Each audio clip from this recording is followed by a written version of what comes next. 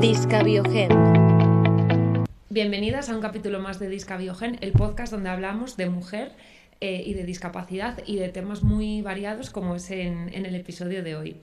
Este podcast es un espacio para desmontar mitos, para conocer nuevos recursos y para conocer nuevas historias y nuevos temas dentro de lo que es el mundo de la mujer. Hoy vamos a abordar una perspectiva muy distinta a los capítulos anteriores que hemos hecho. Vamos a hablar sobre la cultura, sobre el arte, sobre los museos y cómo puede ser una construcción sobre el género, sobre el poder y sobre la desigualdad. Porque lo que vemos, lo que consumimos y lo que se expone también educa. ¿Qué historias se cuentan? ¿Quiénes están en las historias y quiénes quedan fuera? Para ello contamos con una profesional que lleva años trabajando en la intersección entre cultura y feminismo. Episodio 13. La mujer en el arte y su acceso y participación en la cultura, con Oliva Cachafeiro. Oliva Cachafeiro Bernal. Encantada de recibiros aquí en el Museo de Arte Africano de la Universidad. Verónica, Eva, bienvenidas. Y Carmen, que está ahí detrás, también atendiéndonos. Bien, Oliva, voy a leer tu biografía, lo que os digo siempre a todas las invitadas. Tenéis una biografía tan extensa y tenéis tanta experiencia en vuestro campo que si se me queda alguna cosa, tú nos lo añades al final y listo. Oliva es licenciada en Geografía e Historia, especialidad en Historia del Arte por la Universidad de Valladolid, especialista en Teoría y Estética de la Cinematografía. Participa en el Foro de Iniciativas Feministas de Valladolid, organizado por la Fundación Alberto Jiménez Arellano Alonso de la UBA. Desde 2019 es directora del Museo de Arte Africano Arellano Alonso, donde nos encontramos ahora, que podemos ver, hago este espacio sobre todo pues, un poco para hablar del escenario en el que nos encontramos ahora. Es historiadora, es educadora y mediadora de museos, gestora cultural, forma parte del Grupo de Igualdad de la Federación Vecinal Antonio Machado. Es socia de Mujeres en las Artes Visuales y de la Asociación de Mujeres Mirando Mujeres. También forma parte de la Comisión Ejecutiva de la Red de Museos por la Igualdad. Además de sus diversas publicaciones, cuenta con un blog personal que hablas de arte, hablas de feminismo y hablas un poco de cultura en general. Cuéntanos cómo te da tiempo a hacer todas estas cosas. En realidad no me da tiempo.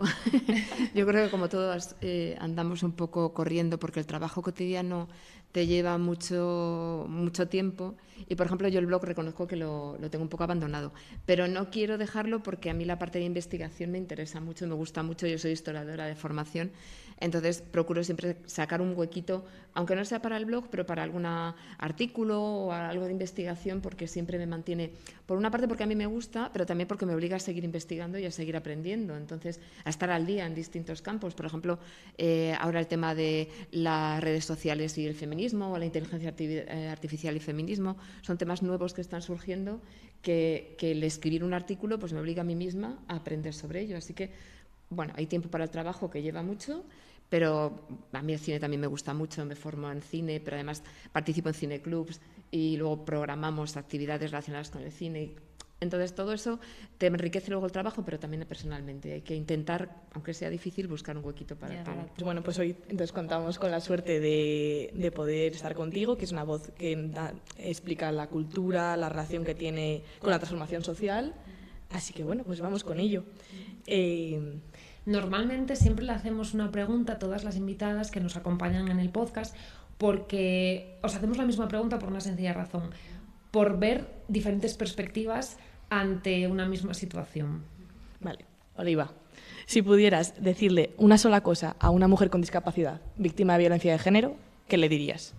Pensando sobre esta pregunta, primero me pregunto quién soy yo para decirle nada a nadie. O sea, parto del hecho de que cualquier cosa que queramos decir a una mujer hay que hacerlo siempre desde el respeto porque no conocemos su situación particular y a veces se puede tener empatía, pero tú no puedes realmente ponerte en los zapatos del otro. Pero de forma genérica, a cualquier mujer y en concreto a una mujer con discapacidad que encima tiene un estigma, podríamos decir, a mayores, le diría dos cosas. Una, no es tu culpa, porque la victimización en una mujer que es víctima de maltrato, siempre la revictimización es la culpa es tuya, algo hiciste, llevabas la falda muy corta, lo que sea, ¿no? Pero siempre fue culpa tuya. Pues primero, no es culpa tuya y segundo, no estás sola. Y ahí entra toda la sociedad. Yo empezaría por el ámbito más cercano busca el apoyo y que también estemos todos pendientes de los demás, de tu familia, de tus amigos, de tu círculo de trabajo más próximo, pero también vamos a hablar de las instituciones, desde de la policía, los juzgados. En ese sentido sigue haciendo falta muchísima formación en género, porque yo creo que eso falla en muchos casos, porque aunque haya denuncia, luego no se lleva a buen término muchas veces. Y otra cosa muy importante que yo creo que cada vez se le está dando mayor relevancia, que es la importancia que tiene la sanidad pública, esos centros de salud, esos médicos que son los más próximos a nosotros y que muchas veces son la primera salida o el primer contacto con «estás viviendo esto, voy a ayudarte o voy a ponerlo en conocimiento de las autoridades». Entonces, no estás sola, acércate a esas personas que tienes al lado y que no se me olvide tampoco los movimientos asociativos, porque yo, como vengo del movimiento asociativo, le doy mucha importancia. Redes vecinales, asociaciones específicas como vosotras o como Adabasim, cualquier otra que están especializadas en tema de violencia de género o no, que son de mujeres, pero donde siempre vas a encontrar a alguien que te va a escuchar. Entonces, aprovechar esas redes y, sobre todo, no es tu culpa, porque esa culpa la va a paralizar. Entonces vamos a intentar primero romper esa barrera para luego dar el salto para la búsqueda de ayuda. Qué interesante, sobre todo el hablar de diferentes organismos, ¿no? La sanidad, que es muy importante la apreciación que haces, lo que son asociaciones y luego el círculo cercano de esa mujer. Entonces, chapo por tu descripción, porque creo que no te has dejado nada, te lo agradecemos mucho, y es eso, sobre todo nos gusta mucho ver diferentes puntos de vista de diferentes mujeres, porque siempre aportáis aunque siempre es el mismo punto en común, siempre aportáis algo nuevo y algo diferente que nos gusta mucho escuchar. Vale, para meternos en materia de lo que es el tema de hoy, vamos a hablar un poco de lo que es la cultura y la igualdad. Al final, lo que es un museo es un espacio donde conservamos un trocito del pasado, y al final nos hacemos como una pregunta, ¿no? ¿Cómo puede pasar de ser un museo un espacio neutral, vamos a entrecomillarlo, a convertirse en un espacio donde se pueda promover lo que es la igualdad? Yo quiero partir de una afirmación que a veces es controvertida, porque a veces hay investigadores, especialistas, trabajadores de este ámbito de la cultura que las comparten y otras que no. Y es que yo creo que no son espacios neutrales los museos nunca. No lo han sido nunca y no lo han sido y no lo son ahora. Empezando porque cuando nacen son vinculados a determinadas élites sociales, a los reyes, a espacios cerrados, a gentes que solamente los privilegiados pueden acceder a ellos. Sí que es verdad que luego, a partir de la Revolución Francesa, se abre el acceso a ellos, pero no la creación, el diseño. O sea que ese origen ya no es neutral. La postura que tú tomas de no intervenir tampoco es neutral, ya está indicando cuál va a ser tu forma o tu forma de actuar ante determinadas situaciones. Entonces, yo parto del hecho de que los museos no son neutrales nunca. Entonces, ¿por qué no son neutrales además? Pues porque por su origen, por esa no interferir o por no incluir. No interferir, no introducir dentro de nuestros exposiciones o dentro de los discursos expositivos o de las actividades temas que se considera que pueden ser problemáticos. Por ejemplo, el tema de la igualdad de género, pero puede ocurrir igual con el medio ambiente, que en determinados aspectos se niegan, en determinados ámbitos. El tema de la memoria histórica, recordar lo que ha pasado. Me centro en el caso de España, pero como estamos en un museo africano, pues lo que ha sido el pasado colonial de África. Hay veces es mejor no tocarlo. Entonces, eso ya no es ser neutral. ¿Qué otras cosas? Pues, por ejemplo, la eliminación o no reconocer cómo se han formado esas colecciones. O sea, además damos por supuesto que todo se ha creado de forma legal, de forma ética. Bueno, pues a veces no. En el caso de los museos africanos, que es algo que se está revisitando mucho ahora, revisando con el tema de la descolonización de los museos, hay que reconocer que las colecciones se forman a partir, por ejemplo, del tráfico de esclavos, o que se han formado a través de el robo directamente a pueblos que tenían en sus países una determinada obras u objetos, y que un país colonizador llega allí, las arranca de su lugar de origen y se los lleva como trofeo de guerra. Entonces, eso es una forma a veces que se oculta y que hay que dar a conocer.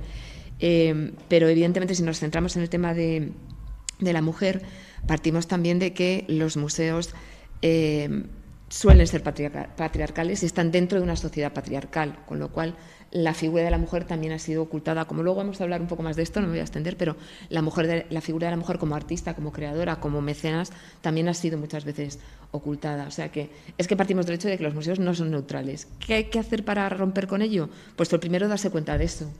Pero como os digo, esto sigue siendo algo problemático. Hay mucha gente dentro de los propios museos que piensan que no es así. Entonces, primero hay que darte cuenta de que estás cometiendo un error o que tienes un problema para intentar solucionarlo. Una vez que lo tenemos en cuenta, hay que dar el siguiente paso, que es romper con eso, introducir a esas personas o no darles voz, porque no me gusta lo de darles voz, sino compartir con esas personas que no han tenido voz hasta ahora, reconocer cómo se han hecho las cosas, pero es que además no es voluntad de quien lo hace, sino que es que tenemos obligación. Los museos pertenecen, la mayoría, o sea, no es obligatorio, pero la mayoría pertenecemos al ICOM, que es el Consejo Internacional de Museos, y en ese Consejo Internacional de Museos hay un código deontológico, un código ético que obliga precisamente a incorporar todos estos temas y a dar voz a quien no tiene voz. Está en revisión en este momento, en torno al año 25-26 se está revisando para hacerle todavía más actual, incorporar nuevos temas, pero esto ya estaba incluido en el primer código deontológico de los años 70 y sin embargo muchos museos no lo cumplen. ¿Y qué hay que hacer? Pues campañas. Hay que reivindicar que esto es así, que los museos no son neutrales. Y yo quería recuperar una frase que dice siempre mi amigo José Luis Ollas, que le menciono porque hablo con él mucho de este tema, y está inspirada en una campaña, yo no sabía de dónde venía, y lo estoy investigando, y viene de una campaña que se hizo en redes en el año 2017. Voy a leer los nombres. Es una campaña de camisetas, o sea, de venta de camisetas y a través de redes, en concreto de Twitter en ese momento, a través de un hashtag que era Museums are not neutral. Los museos no son neutrales. Entonces, esta campaña fue iniciada en Estados Unidos por Latanya S. Autry y Mike Marowski, que son dos activistas y profesionales de museos. Y ellos son los primeros que de forma más pública, aunque este debate pudiera existir dentro, pero de forma más pública sacaron a la luz estas contradicciones de que los museos, desde su propia no postura, ya no son neutrales, y lo hicieron a través de esas campañas que tuvo mucho éxito y que siguen en la actualidad. De hecho, cada vez que hay un tema nuevo, como este tema de la descolonización o algo así, vuelve a surgir este hashtag, porque sigue vigente hoy en día, ¿no? Y ellos fueron los que a partir de esa época quizá le dieron más visibilidad, pero que ya os digo que la obligación de no ser neutrales existe ya desde los 70, y yo creo que desde siempre, claro. Pues a mí es que me surge una duda en relación a esto de la ausencia de neutralidad, que tiene que ser así, que es respecto a la invisibilización de la mujer, porque sabemos que hay muchas mujeres que crearon obras que se dedicaban al arte, pero no podían firmar sus obras. No se les permitía, no podían en su momento. ¿Hasta qué punto crees que esa falta de reconocimiento ha afectado a la imagen que tenemos ahora de la historia del arte o del arte que entendemos actual? Claro, pues eso es muy importante, pero hay que tener en cuenta también de que esa invisibilización es reflejo de lo que estaba ocurriendo en la propia sociedad. O sea que, de la misma manera que la mujer está oculta, está recluida en el ámbito doméstico en el siglo XVI, en el siglo XV, en el siglo XIX, pues esto se va a reflejar en las instituciones museísticas y ha influido evidentemente porque, por un lado, pues nos hemos perdido muchas obras de arte que, como no se firmaban o no se consideraban obras de arte, por ejemplo, el arte del tejido, del bordado, era algo que hacían las mujeres en casa, y si las tenían, pues cuando fallecían se desprendían de ellas, y a lo mejor había grandes obras de arte, pero no las hemos perdido. ¿Qué hemos perdido también? Pues la memoria de esas artistas, porque, como decías tú, no son reconocidas porque no firman. Entonces, como no firman, no existen, y como no existen, pues no han pasado a la posteridad. Pero es que también tenemos que tener en cuenta otra cosa, porque siempre pensamos que hay movimientos que favorecieron más esa integración, ese reconocimiento de la mujer.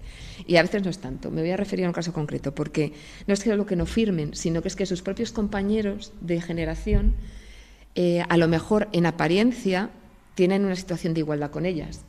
Pensemos en las vanguardias, o me voy a algo más que a lo mejor también nos puede resultar más cercano. La generación del 27 en España. Es muy conocida la relación entre las sin sombrero, que ahora son tan famosas gracias a Tania y a sus documentales y a sus libros. Las ha recuperado la memoria de ellas. Conocemos a Alberti, conocemos a Lorca, conocemos a un montón de personajes. Y la idea que tenemos es que es una época en la que la mujer vinculada a la República es reconocida, y es así. Pero resulta que pasa el tiempo Y cuando estos hombres, y me refiero en concreto a Alberti, esto lo podéis comprobar, en sus memorias habla de la época juvenil, no las menciona. Y eso que ahora sabemos que estaban conjuntamente, que ellas tienen la misma participación que ellos, las mismas actividades culturales, participan en las mismas actividades, pero los propios compañeros luego las invisibilizan. Hasta el punto, y aquí yo soy muy crítica con Alberti, y me gusta mucho cómo escribe Alberti, pero yo soy de las que piensa que no hay que separar al autor de la obra. Hay que valorar a Alberti como escritor, pero Alberti no menciona a su mujer Teresa León. Alberti es director del Prado durante un periodo muy breve, que es el momento en el que hay que proteger las piezas porque empieza la guerra civil y hay que sacar las piezas y trasladarlas a Francia u otros países. Él es el director del Prado, pero quien interviene en el traslado de esas piezas y lo coordina es María Teresa León. Y eso no se ha conocido hasta hace muy poco. Pero es que él tampoco lo ha dicho. No lo comentó. O sea, los propios compañeros muchas veces, por casualidad, por lo que sea, se han olvidado. Entonces, ahí tenemos ya un problema. Y a eso se suma luego quién ha escrito la historia del arte, que suelen ser hombres para los cuales la obra de una mujer no tenía ningún valor. Entonces, ¿para qué incluirla? Ya no es que no firmaran, es que si la conocían, se daba por supuesto que esas obras no tenían ningún valor. Entonces, se han eliminado de la historia del arte. Y como a mí me gusta dar ejemplos, nos encanta. Pues ya si os apetece, para que veáis cosas que reivindican este hecho, esta circunstancia, hay una artista que se dedica a la performance sobre todo, se llama María Jimeno. En el año 2019 ella realizó en el Prado, pero luego la ha repetido en varias ocasiones, que se titula Queridas viejas, editando a Gombrich. Quien haya estudiado algo de historia del arte ha tenido que, y más de mi época, porque no sé si ahora se sigue utilizando, ha manejado el manual de Gombrich. Gombrich era el manual que te decían que tenías que leer para conocer la historia del arte y la estética en la historia del arte. ¿Qué pasa con ese libro? Que no hay ninguna mujer. Entonces, María Jiménez lo que hace en esta performance es ir leyendo el libro y cuando llega a una determinada página, la abre e introduce la biografía de una mujer que fue coetánea de esos hombres y lee su biografía y sus obras y la introduce en el libro, de manera que un libro que era así, queda convertido así, porque claro, es que se nos ha hurtado, no sé si la mitad, pero gran parte de la historia del arte. Entonces, una forma en la que las artistas contemporáneas están reivindicando esta memoria que se les ha hurtado, es una forma muy gráfica además de verlo. Al final lo que es el papel de la mujer muchas veces se ha visto representada como las musas, ¿no? ¿Qué consecuencia ha tenido esto a lo largo de toda la historia? El que las mujeres hayan sido más representadas que representadoras. Pues ha influido en la forma en la que se les ha visto a las mujeres. Por una parte, musas, son objetos para ver, objetos bellos para ver, pero no sujeto de creación, sujeto de realización. Se las ha hurtado la posibilidad de expresarse ellas mismas, pero luego la imagen además que se ha dado es la que tenía el hombre de la mujer. ¿Qué imagen hay? Pues por una parte la de vírgenes o santas, que es por una parte la temática esencial, que está también vinculada pues, a una temática religiosa imperante, a un mecenazgo religioso imperante, pero también el ángel del hogar, la imagen del ama de casa. ¿Qué imagen es la que se transmite en el arte? Pues eres virgen, o eres santa, o eres madre, o eres hija, o eres cuidadora de alguna manera, pero estás en el ámbito doméstico cuidando siempre. ¿Y cuál es la otra versión? La que es totalmente negativa, con perdón, la puta, porque es así. O eres una prostituta, o eres una mujer vengativa, o eres una fan fatal en el cine. O sea, las dos visiones, o eres lo positivo o lo negativo, pero siempre desde la visión masculina. No ha dejado que la mujer exprese su propia realidad hasta que llega, por ejemplo, el siglo XIX, que ahí sí que empiezan a aparecer mujeres como Berthe Morisot y muchas otras, que sí que empiezan a reflejar escenas. Sí que es verdad que son domésticas, pero desde su propio punto de vista. Es su propia maternidad la que ellas están reflejando, por ejemplo. No como un hombre ve a una mujer cuidando, sino que ellas mismas dicen, sí, este es mi espacio, pero yo reflejo cómo es mi propio espacio. Entonces cambia un poco ahí la forma de ver, claro. ¿En qué momento empieza a verse ese cambio? ¿En las mujeres empiezan a aparecer en el mundo del arte, más o menos? En realidad aparecer han existido siempre, otra cosa es que se las reconozca. Es quizá en el siglo XIX empieza a haber ese grupo de mujeres, pues entre Francia, también alguna en Inglaterra, que empiezan desde el punto que ellas pueden trabajar, que es ese tipo de cuadros domésticos, o bodegones o flores, porque también hay que tener en cuenta que normalmente no tienen acceso a la academia. La academia es la que te permite aprender el dibujo del natural y del cuerpo humano desnudo, pero claro, evidentemente una mujer no puede ver un cuerpo humano desnudo. Entonces, ellas, si no tienes formación y no has visto un cuerpo humano desnudo sobre el que poder trabajar, es muy difícil. Entonces, tratan esos temas que son los que tienen a su alrededor, los que son más fáciles para ella. Ahí empiezan un poco a entrar de forma más decidida. Que no reconocida. Sí que se las conoce a nivel íntimo porque los familiares, los amigos compran cuadros porque les parecen interesantes, pero todavía hasta recientemente no han entrado a formar parte de la obra en la historia del arte. En realidad el salto que se produce más definitivo es paralelo al desarrollo del movimiento feminista. Cuando empieza el movimiento feminista en los años 70 en Estados Unidos es probablemente donde se da ese salto. Hay un manifiesto de Linda Nochlin que habla sobre por qué las mujeres no están en la historia del arte. Es un poco el texto fundacional y a partir de ahí es cada vez más la reivindicación, no solo teórica, sino también práctica, de mujeres que empiezan a trabajar de forma más decidida, más visible. Y quería destacar también dos casos. El caso de las Guerrilla Girls, por ejemplo, que es una iniciativa. Ellas empiezan a trabajar en el año 85, es un grupo de mujeres anónima, o sea, se sigue sin saber quiénes son, pero que son activistas antirracistas y también feministas, o sea, que tienen las dos trabajos. Y se llaman Guerrilla Girls porque trabajan a forma de guerrilla. Ellas entraban en museos, su primera acción es en el año 86, que la habéis visto muchísimas veces en el Met, en Nueva York, con ese cuadro gigante, ese panel gigante, poniendo ellas, está como la Venus del espejo, desnuda, pero con la cara tapada con una máscara de un simio. Dice, tienen que estar las mujeres desnudas para entrar en el Met. Son reivindicaciones de este tipo que empiezan a, sobre todo, poner sobre la mesa lo que está haciendo y cómo esas mujeres sí que están trabajando. Y luego otra cosa que quiero destacar, que normalmente no se conoce mucho porque somos muy eurocentristas, pero un avance fundamental es el trabajo que realizan las artistas en Iberoamérica, Latinoamérica, las que se dedican sobre todo a la performance, a través del denuncio de los feminicidios. A partir de los años 80, sobre todo 90, donde más avance se produce con este tipo de denuncias es en América Latina. Cito a Regina José Galindo porque a mí me gusta mucho y porque está todavía en activo y es un icono, pero hay muchísimas más. Y normalmente esa parte de la historia del arte desde Europa, Occidente, también la odiamos y fue fundamental en la historia del arte y es fundamental en la historia del arte feminista. ¿Y tú tienes, eso es una pregunta personal, ¿tienes alguna artista favorita o no sabrías decantarte por una porque te gustan muchas o sí que tienes alguna que digas, es esta? Maruja Mayo, porque me parece una rompedora. Me parece maravillosa. ¿Conocéis la historia de Maruja Mayo? Bueno, Maruja Mayo es una de las creadoras de las Sin Sombrero. Según la anécdota se dice que iba Dalí, Lorca, Maruja Mayo y otra compañera, que siento no acordarme cómo se llama, pero es otra mujer, que entraron en la Puerta del Sol en Madrid y pues en los años 30, no sé exactamente el año, fueron sin sombrero. Eso era una locura en la época porque las mujeres debían ir cubiertas. Entonces ellas entraron y se quitaron el sombrero, lo lanzaron, iban sin cubrir y bueno, las apedrearon incluso. Entonces Maruja Mayo tuvo que exiliarse por ser mujer, por ser republicana y por ser una mujer muy, muy rompedora. Siempre se conoce la figura de Dalí, pero de la misma manera que Dalí tiene esas fotografías surrealistas y esas declaraciones que hacía, Maruja Mayo ya las había hecho antes.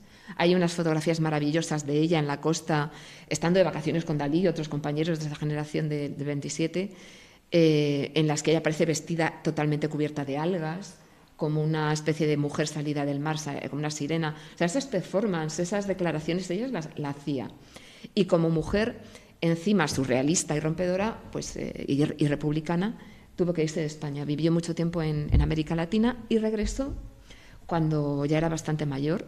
Hay una entrevista muy, muy famosa que le realizan en Televisión Española, que podéis encontrarla también, y que en la que ella cuenta todo esto y sigue maquillada, peinadísima, estrafalaria, vistiendo.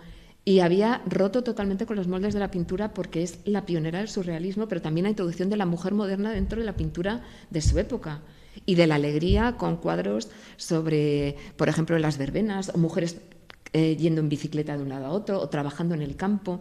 Es una mujer muy rompedora y se empieza a recuperar con la movida. A través de la movida en Madrid, como ella vuelve más o menos en esa época, los jóvenes de la movida la identifican como, pero esta mujer como no la conocíamos.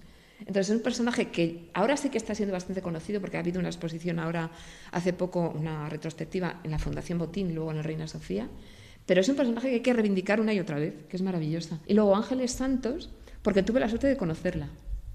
Es una mujer que ella nació en Cataluña, pero su padre, bueno, tenía un trabajo que le obligaba a trasladarse muchas veces, y estuvo viviendo aquí en Valladolid un tiempo. Y de hecho es aquí cuando empieza a pintar. Ella vivía en lo que es ahora la Casa Revilla, donde está la Fundación Municipal de Cultura, y desde ahí veía, por ejemplo, la Torre de San Martín, y tiene cuadros de la Torre de San Martín y de personajes de aquí de Valladolid, de la sociedad de Valladolid. Ella tenía 17, 16 años, empezó a formarse. Fue reconocida por personajes que la llevaron a Madrid y animaron a su familia a que la dejaran trasladarse allí para educarse.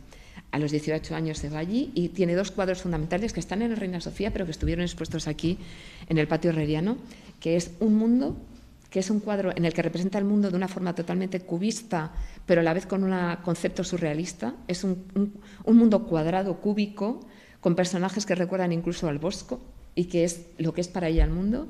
Y otro que es La Tertulia, en el que aparece un grupo de mujeres tumbadas, fumando y hablando.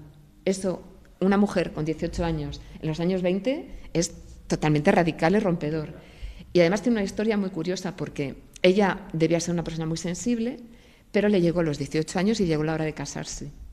Eso que supone las presiones familiares que le obligaron a casarse y abandona la pintura, pero es que incluso se ve obligada a internarla en un psiquiátrico durante un tiempo, estuvo en tratamiento. Eso hizo que abandonara la pintura durante prácticamente toda su vida, hasta el final, que la retoma ya viuda, ya muy mayor, y vuelve a pintar con una calidad excelente, pero flores. Su mentalidad, su forma, su tipo de vida rupturista yo creo que ha cambiado, pero esa forma de pintar sigue dentro de ella.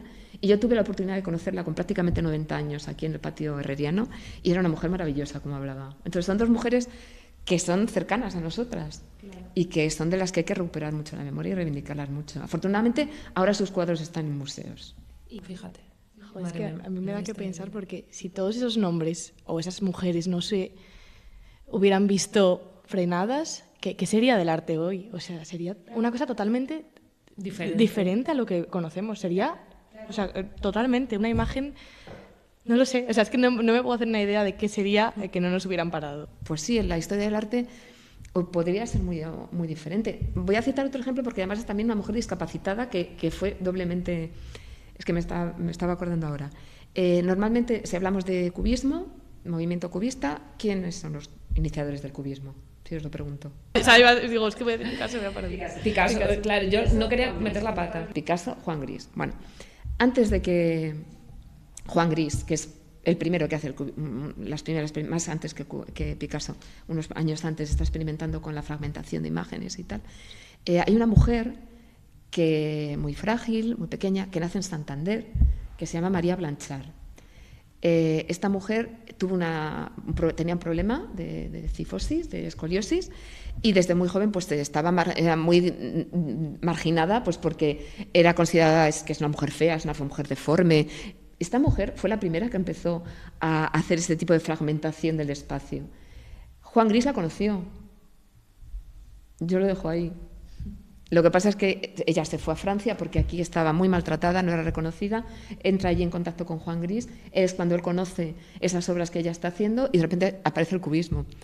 Ella también tiene parte de surrealismo y luego cambia a otro tipo de temática y sigue trabajando sobre el cubismo, pero su obra es fundamental para el cubismo. Y se murió en Francia y aquí en España, salvo en ámbitos muy, muy, muy limitados, es muy poco conocida. Pero ¿y si fue ella la creadora del cubismo y estamos hablando de Juan Gris y de Picasso? Y así por curiosidad, se sabe, bueno, entiendo que en otros países, Francia, por ejemplo, en la historia del arte de otros países, ¿es similar a aquí en España o hay algún país que destaque porque desde el principio sí que han trabajado, o sea, o sí que se han mostrado el arte de las mujeres, o es algo generalizado? Yo creo que eso es algo generalizado. Pero porque vuelvo a lo mismo, que el mundo del arte no es más que el reflejo de la sociedad y prácticamente todas las sociedades del mundo son patriarcales y han sido patriarcales. Entonces, otra cosa es que, pues eso, que desde a lo mejor a raíz de ese inicio de los movimientos feministas en Estados Unidos sí que se diera un paso más adelante, pero empezando por las artistas blancas. Hablábamos de interseccionalidad, el paso a la interseccionalidad, al feminismo interseccional es un poquito posterior y aunque se den a conocer, siempre son mujeres blancas y de clase alta normalmente. O sea, que yo creo que es algo general. Normalmente en un museo vemos ya las obras que ya están seleccionadas y que ya se muestran, eso, las que se han decidido mostrar, pero a lo largo de la historia seguramente que haya muchas obras que se queden o en el almacén o que no se muestren. Si pensamos en todo eso que no llegó, va un poco al hilo de lo que estábamos hablando, de cuántas obras se habrán quedado olvidadas porque las mujeres no han podido ni enseñarlas, ni demostrarlas, ni llegar ni siquiera a pintarlas, a escribirlas. ¿En qué tipo de arte crees que ha habido... O sea, todavía se ha escondido más a lo que es la mujer en la escultura, en lo que es la pintura, en la escritura? Donde más están saliendo ahora quizá mujeres históricas a nivel histórico, yo creo que se están recuperando más en el ámbito de la pintura, creo. En el ámbito de la escultura está siendo más lento, aunque las hay. Estoy recordándome ahora la Roldana y la exposición que hubo hace poco, el año pasado, en el Museo Nacional de Escultura, pero yo creo que se va más lento. Y no sé, no sabría decirte, pero yo creo que donde más se está avanzando es el ámbito de la pintura, porque quizá ahora hay más mujeres que están trabajando en ese campo de la pintura o de la performance, y a lo mejor es más fácil trabajar sobre ello, donde hay más documentación. Y lo mismo está pasando, lo digo porque es un caso que además acaban de publicar un libro, aunque se está investigando bastante, pero el otro día escuché hablar de este libro en concreto, en el mundo de la fotografía. No sé si todos habéis oído hablar de Gerda Taro y de Capa. Pues Capa es la figura, el gran representante de la fotografía, al instante, de la fotografía política. Él estuvo aquí durante la República tomando fotos de la Guerra Civil, y todas las fotos eran de Capa.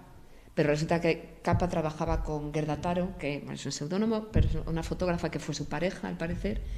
Y gracias a descubrimientos como la maleta, hallazgos documentales curiosos y sorpresivos que aparecen de repente en Argentina, se descubre que muchas fotos de Robert Capa no son de Capa, que son de Gerda Taro, pero que habían creado una especie de sociedad como para venderlo, pero no se reconocía la autoría de ella. Y de hecho, la famosa, no sé si es cierto, tampoco, por eso digo, hay muchas cosas que como no las sé, yo las pongo en duda, pero sé que está debatiéndose sobre esto, que la famosa foto de la muerte en Cerro Muriano, que es este miliciano que está cayendo porque le acaban de pegar un tiro y está en ese momento de caída, que es una foto impresionante porque es el momento justo en el que está cayendo, hay dudas de que sea de Capa, sino que sea de Gerda Taro. Pero ha pasado la historia él. Como que era él. Afortunadamente ahora está habiendo bastante revisionismo sobre ese tema, pero a lo mejor la fotografía y la arquitectura quizás son campos menos conocidos. Ahora, en ocasiones, vemos que se dedican exposiciones, iniciativas para que las mujeres expresen su arte y lo puedan mostrar, pero de manera puntual. ¿A ti te parece que eso va a favor o ayuda a visibilizar a las mujeres, o crees que requiere de algún acompañamiento más integral para que pueda realmente hacer un cambio? Yo creo que el que se empiecen a hacer, llevan tiempo haciéndose ya, exposiciones monográficas sobre pintoras, escultoras, performers, lo que queramos, sobre artistas, mujeres, es importante porque es el primer paso para dar a conocer esas obras. Pero lo comentábamos en el encuentro en el que coincidimos Verónica y yo en el Museo Nacional de Escultura. Yo creo que eso no es suficiente, porque se convierte casi en una cosa excepcional. Y si es excepción es que es raro, y si es raro es que no es habitual. Entonces, vale, qué curioso, vamos a ver a una mujer haciendo cosas. Vale, está guay porque la estamos dando a conocer, pero el paso definitivo va a ser cuando en el discurso museográfico de cualquier museo tradicional, de arqueología, de antropología, de contemporáneo, las obras de la mujer se vayan integrando de forma normal.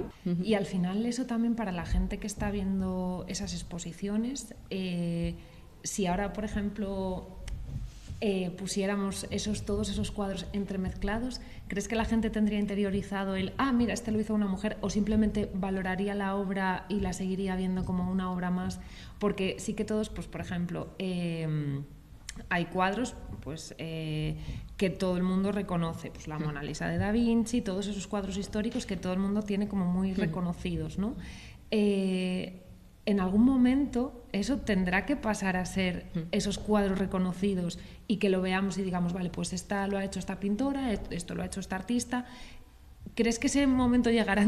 O sea, que llegará o sí, ¿no? Sí, hombre, yo creo que sí, pero hay que empezar por una parte por los propios museos que se lo crean, por eso, porque no convertirlo en algo excepcional, sino integrarlo dentro del discurso, contextualizarlo, explicar qué contribución hace este hombre, qué contribución hace esta mujer, qué papel cumplió, pero me voy un poquito más atrás o antes, que es la educación. La presencia dentro de los programas educativos también de la figura de las mujeres como creadoras. Se están empezando también a dar pasitos, ¿eh? Sé en oposiciones en las que ya preguntan incluso por mujeres, lo cual ya es, bueno, wow, eso ya es importantísimo. Y luego hay asociaciones también, yo como siempre defiendo mucho el movimiento asociativo, asociaciones como La Roldana, que es un grupo de mujeres que se creó específicamente para defender y potenciar la inclusión de la mujer dentro de los planes educativos. Entonces, poco a poco, y con el compromiso del propio profesorado, claro, que se lo crea, porque también si tú no crees que esto es lógico, pues no lo das. Yo tengo una amiga en Benidorm, aquí, mi amiga Inés, saludos por si está por ahí, que ella fue la que propuso en su instituto dar una asignatura específica de la mujer en el arte y el papel que desempeñaba, porque en su instituto no se daba. Entonces, ha sido como una asignatura optativa, pero resulta que está teniendo muy buenos resultados.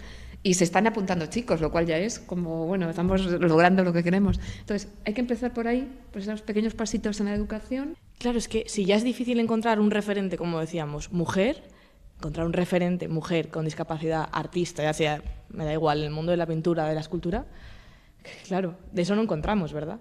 Muy pocos. Y si los ha habido, han sido excluidas, una de las dos cosas. O han sido excluidas totalmente, o si han sido incluidas, siempre ha sido desde la idea de lo exótico, de lo raro, de lo negativo, desde un punto de vista negativo. Algo que es bastante conocido, si os fijáis en los cuadros de Velázquez, aparecen los enanos, las enanas, que son los bufones que acompañan Maribárbola, que acompaña a la infanta Margarita en el cuadro de las Meninas. O sea, es esa visión, pero que volvemos a lo que es lo que había en la época. ¿Qué papel tenían ese tipo? ¿Qué posibilidades tenían esas mujeres dentro de la época? Pues ser el bufón o la que ayuda a la infantita. Entonces, eso es, o se invisibilizan o se da esa visión negativa. Y luego quería hablar también, o se vincula también con el tema de los problemas mentales, son personas extrañas que están en el psiquiátrico, y hay un movimiento en concreto que se llama l'Art Brut, que ese nombre le da un pintor que se llama Jean Dubuffet en el año 45, lo tengo anotado aquí, el 45. Él crea un movimiento en el que los que pintan son niños, la distinción que hace, niños iluminados o discapacitados locos. Entonces, él sí que da voz a personas discapacitadas para que pinten, pero desde esa cosa de extrañeza, y son personas que están en psiquiátricos que pintan, y son cuadros muy interesantes, pero lo hacen desde algo de, fijaos qué exótico es esto. Eso es, qué raro. Que esta gente que puede hasta pintar, ¿no? Qué cosas más peculiares pueden hacer. Casi aprovechándose, ¿no? Efectivamente, creas tu propio movimiento aprovechando eso. Entonces, siempre la visión ha sido un poco negativa, aunque ahora sí que hay mujeres discapacitadas, pocas, pero sí que hay mujeres con discapacidad que reivindican su discapacidad y su capacidad para crear. Claro. O sea, si queréis, os digo un par de ejemplos para que lo claro, veáis. por favor, claro. Por ejemplo, Judith Scott. Ella hace escultura textil, o sea, ella trabajaba con hilos y manejando los textiles. Es una mujer muy, muy curiosa que estuvo 35 años ingresada en un psiquiátrico. Ella tenía síndrome de Down, pero luego tenía una sordera no diagnosticada y eso le llevó a perder también el habla, o sea que estaba incomunicada totalmente y encima en un psiquiátrico. Y empezó a trabajar con el arte y se consideró pues como una especie, no como una terapia, sino que es que ella se expresaba de esta manera.